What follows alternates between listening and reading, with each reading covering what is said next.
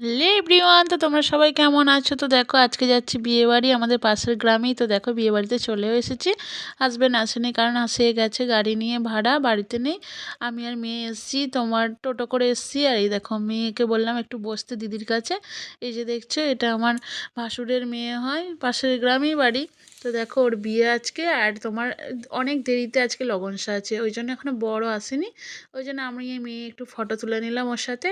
তারপরে এই যে জায়গাটা দেখছো, এখানে বিয়ে হবে, কত সুন্দর করে সাজিয়েছে দেখো। এখন বর আসতে অনেকটা লেট আছে, আর আমরা তাড়াতাড়ি চলে এসেছি, কারণ শীতকালের ঠান্ডাতে, তো ওই জন্য। তারপরে মেয়ে আর আমি এই দেখো পকোড়া আর কফি খেতে এলাম, একটু একটু খাবো, কারণ রাত্রির হয়ে গেছে, 9টা সাড়ে 9টা বেজে গেছে, ওই জন্য বাড়ি যেতে হবে। সেই জন্য দেখো মেয়ে আর আমি 1 কাপ করে কফি আর পকোড়া নিলাম, আর কফিটা খুব সুন্দর বানিয়েওছে। তারপর খেয়ে নিচ্ছি ফুচকা, আর ফুচকাটা খুব সুন্দর বানায় এই দাদাটা, আমাদের গ্রামে যায় ফুচকা নিয়ে, আর এত সুন্দর ফুচকাটা বানায়।